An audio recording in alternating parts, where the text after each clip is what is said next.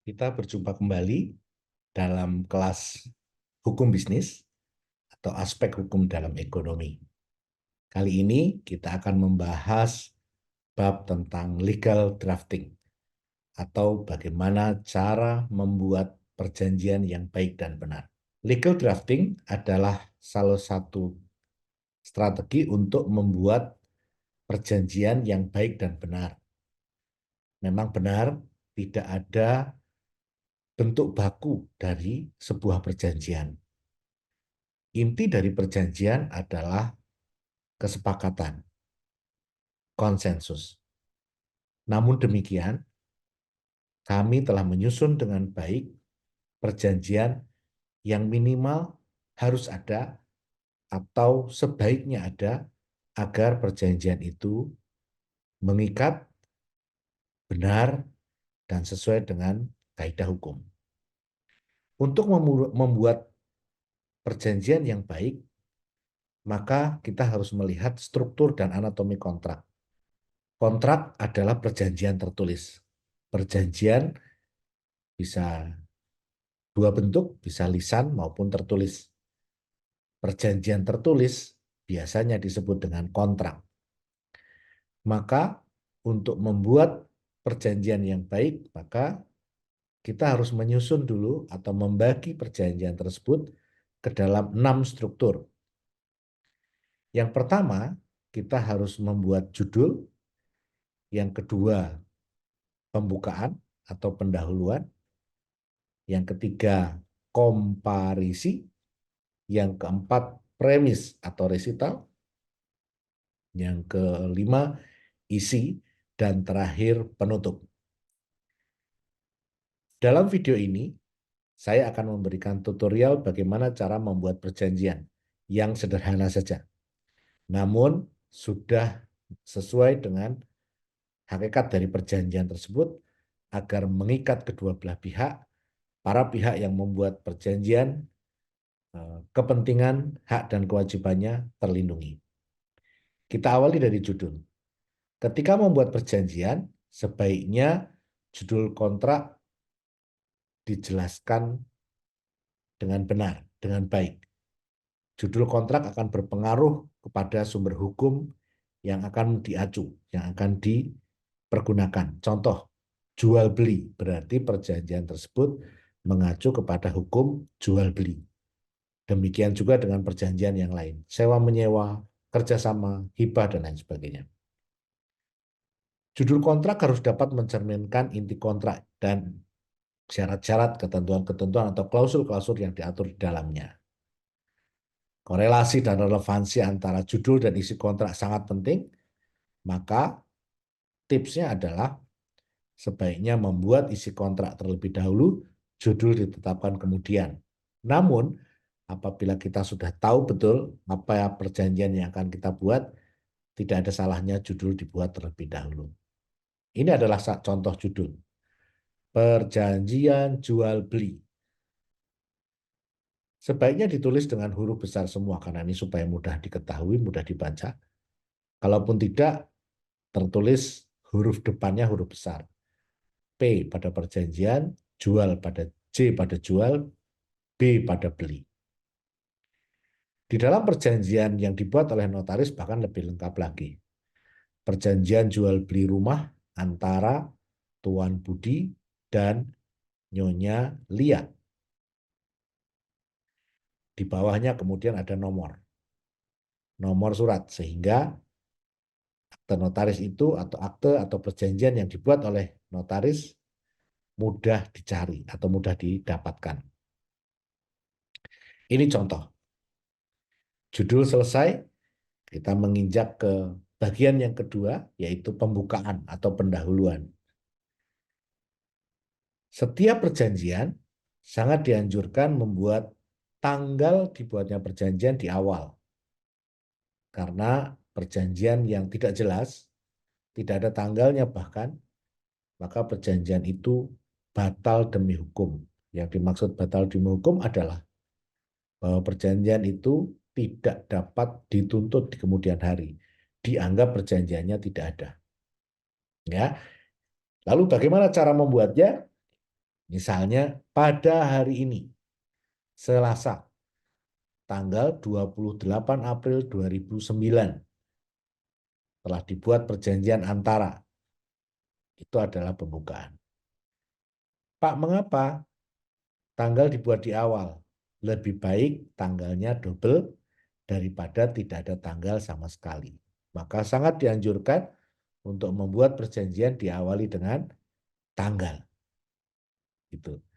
Mengapa dengan huruf?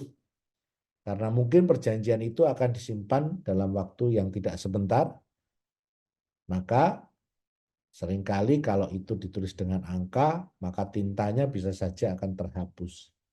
Susah melihat antara apakah ini angka 8 atau 3.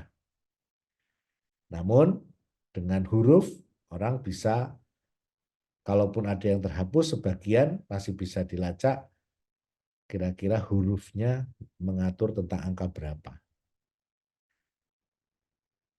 Pendahuluan selesai sampai dengan telah dibuat perjanjian antara titik dua.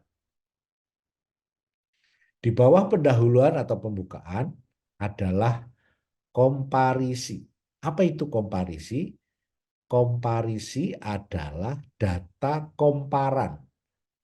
Komparan adalah orang atau pihak yang datang menandatangani perjanjian. Komparan adalah orang yang hadir atau datang salah satu atau kedua belah pihak untuk menandatangani perjanjian.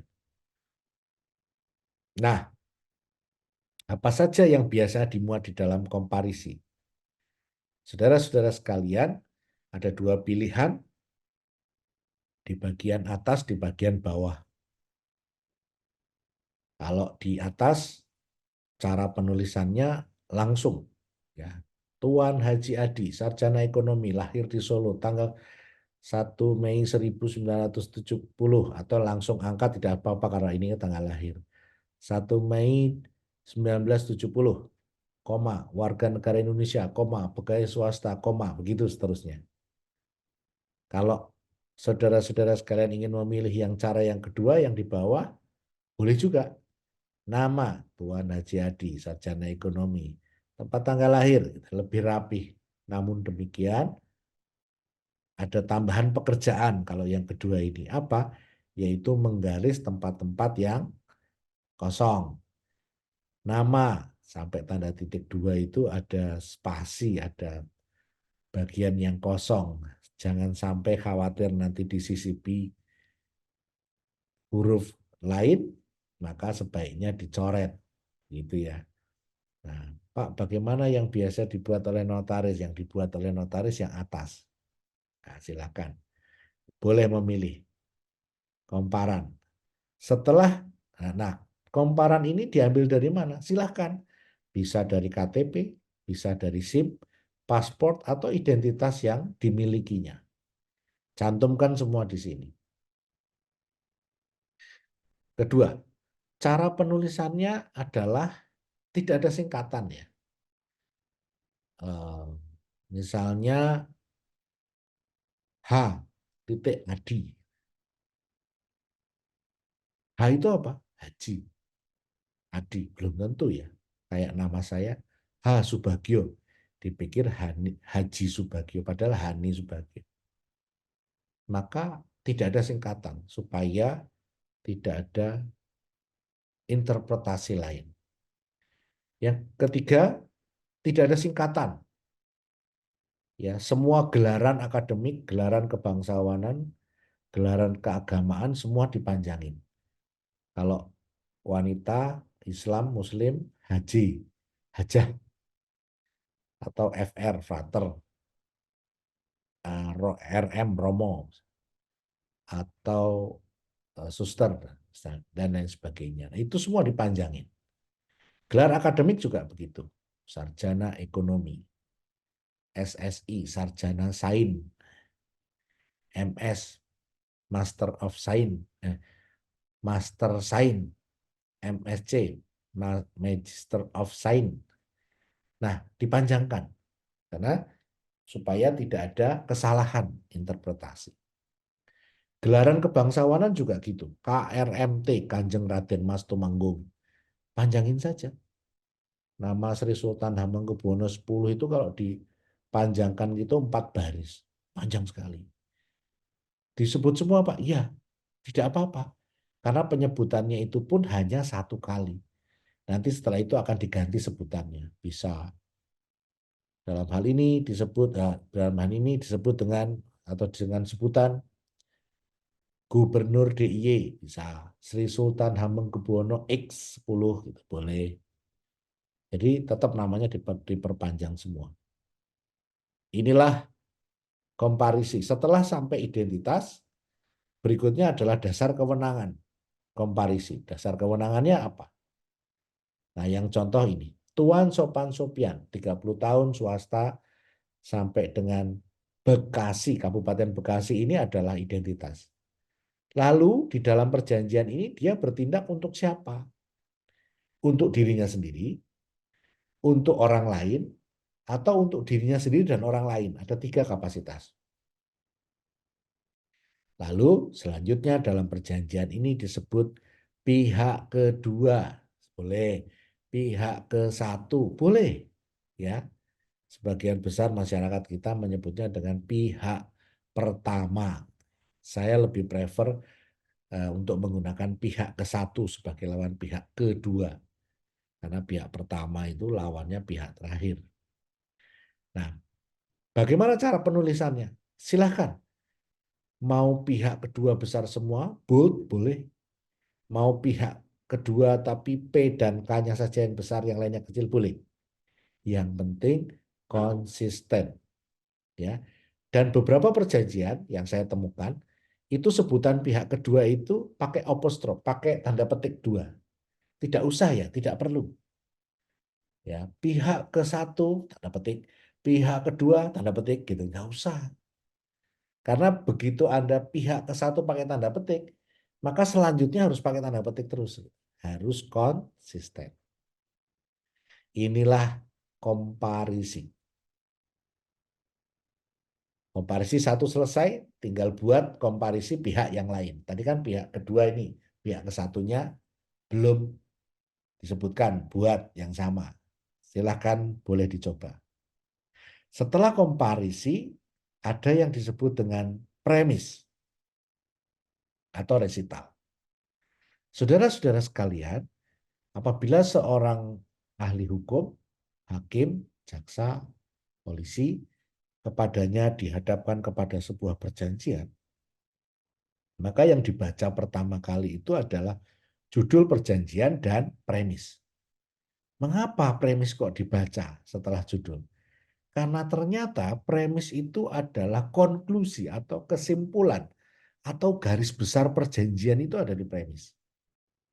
Sebagian besar perjanjian karena mungkin dianggap perjanjian yang ringan, perjanjian yang sederhana, maka tidak ada premis. Padahal premis itu untuk memudahkan orang untuk mencari inti atau pokok utama dari perjanjian itu. Jadi premis adalah pernyataan awal tentang tujuan membuat kontrak. Dan gunanya adalah untuk memudahkan membaca isi kontrak. Apa saja isi premis? Yang pertama, menjelaskan siapa pihak ke satu. Yang kedua, menjelaskan dalam kapasitas apa pihak kedua. Yang ketiga, apa objek perjanjian? Supaya lebih jelas. Nah, inilah 3 hal yang minimal paling harus ada dalam sebuah premis. Kalau kita membaca perjanjian itu dari premisnya, kita seolah-olah sudah memahami semua perjanjian, runtutan perjanjian. Inilah premis. Bagaimana bentuknya? Contohnya ini. Pihak ke satu, ini di bawah komparisi ya, pihak ke satu dan pihak kedua, atau bersama-sama disebut, perhatikan, saya menyebut dengan kata-kata atau bersama-sama disebut. Kalau saudara-saudara sekalian akan membuat pasal demi pasal, di dalamnya mengatur menyebut pihak ke satu dan pihak kedua, maka bisa diganti dengan sebutan para pihak. Jadi kalau pihak ke satu dan pihak kedua atau bersama-sama itu ada tiga pilihan. Yang pertama para pihak, yang kedua kedua belah pihak, atau yang ketiga pihak strip pihak. Jadi pihak-pihak. Boleh silakan pilih tiga. Kuncinya konsisten. Kalau menggunakan para pihak, dari awal sampai akhir gunakan para pihak. Jangan memunculkan kemudian kedua belah pihak. Apa yang perlu diterangkan? Bahwa pihak ke satu adalah pemilik sah dari rumah yang akan disewakan. Itu misalnya. Gitu. Pihak kedua adalah pihak yang berniat untuk menyewa rumah milik pihak ke satu. Lalu rumah yang disewa itu rumah amanah. Itu adalah premis. Pak, kalau mau ditambahkan soal harga sewa boleh. Pak, kalau mau ditambahkan tentang batas-batas rumah boleh. Karena itu minimal. Ya, tiga itu minimal. Yang lain bisa diatur di dalam pasal demi pasal. Inilah premis. Selesai dengan premis, sekarang kita bicara soal isi perjanjian. Diawali dengan kata-kata, selanjutnya para pihak sepakat untuk membuat perjanjian sewa-menyewa dengan syarat-syarat dan ketentuan sebagai berikut. Ini yang saya contohkan adalah perjanjian sewa-menyewa ya. Sekarang kita pindah ke isi perjanjian. Saudara-saudara sekalian, memang kembali lagi saya ulangi, tidak ada bentuk baku apa saja yang akan diperjanjikan. Murni sepenuhnya bahwa isi perjanjian itu diserahkan kepada para pihak yang membuatnya. Kedua belah pihak yang membuatnya. Bebas. Namun kami sudah merangkum sedemikian rupa, paling tidak dalam perjanjian itu harus memuat 9 poin ini. Apa saja 9 poin itu? Yang pertama definisi. Apabila perjanjian ini menggunakan definisi-definisi yang mungkin hanya dipahami oleh kedua belah pihak, maka sebaiknya definisi itu dijelaskan. Pak, ini perjanjiannya sederhana kok. Yang namanya sewa menyewa ya sama dengan pada umumnya.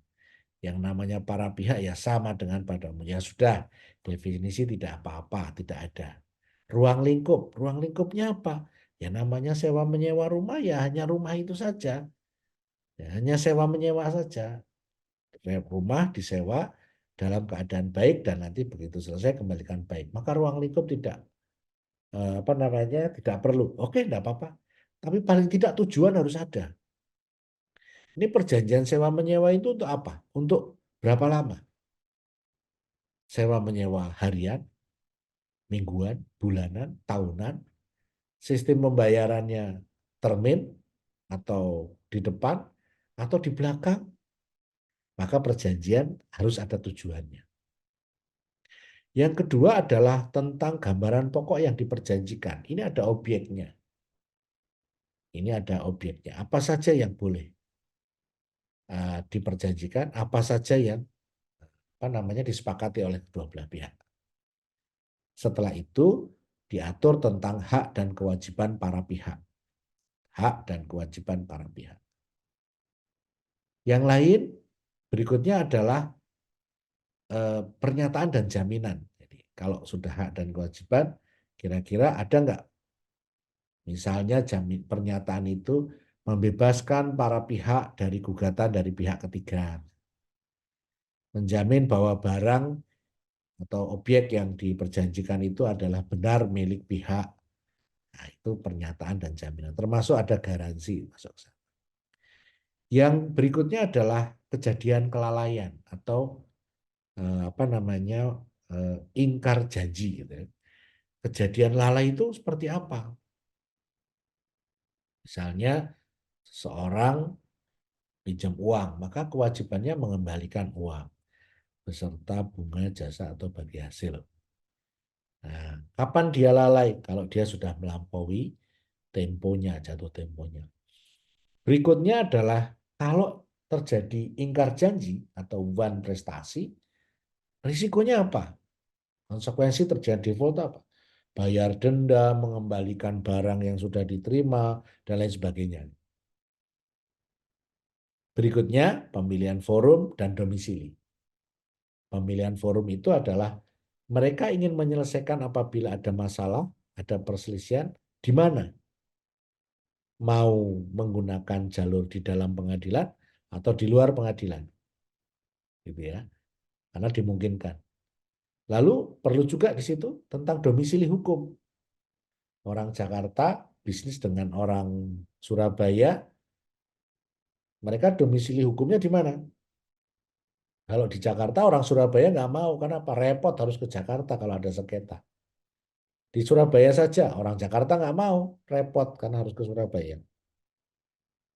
Tapi mereka pengen bisnis. Oke, akhirnya mereka memilih Yogyakarta misalnya sebagai tempat domisili hukum. Jadi kalau ada sengketa kemana? Ya dua-duanya repot, harus ke Jogja. Ini adalah eh, domisili. Berikutnya adalah force majeure. Force majeure atau keadaan memaksa, atau sekarang lebih juga ada yang menyebutnya dengan keadaan kahar. Ya, keadaan kahar itu kapan si debitur tidak dapat melaksanakan prestasi bukan karena kehendaknya, bukan karena keinginannya, semata-mata karena keadaan di luar kemampuan si debitur.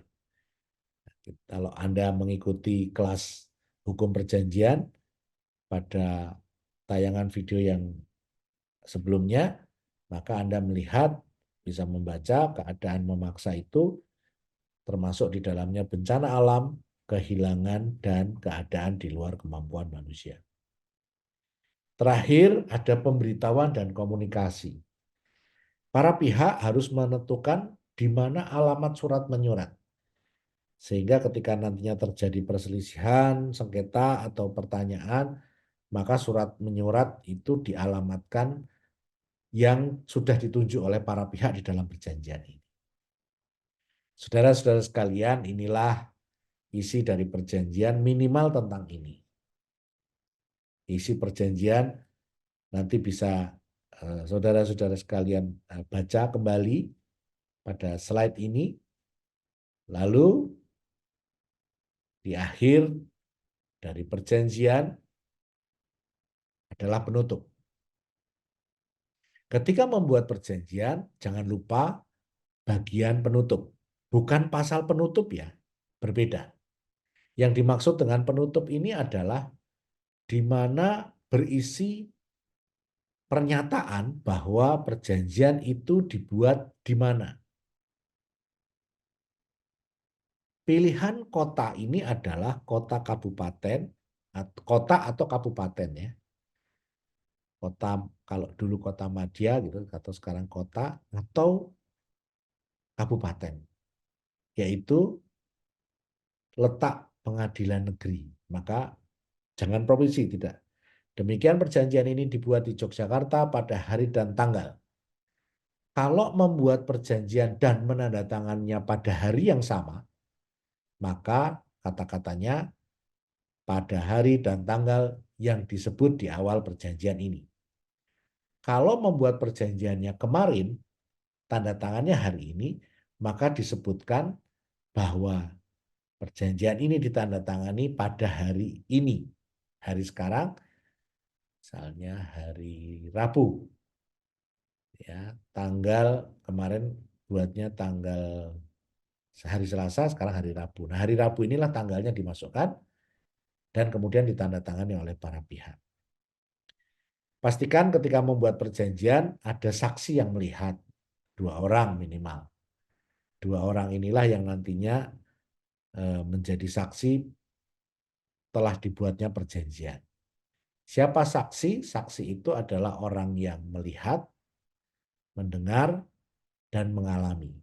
Maka dia nantinya bisa dimintai pertanggungjawaban bahwa pernah memang betul perjanjian itu dibuat. Lalu ditandatangani oleh pihak ke-1, pihak kedua, saksi 1, dan saksi 2. Demikianlah cara pembuatan perjanjian atau legal drafting. Selamat mencoba. Terima kasih. Jumpa kembali pada video pembelajaran yang akan datang.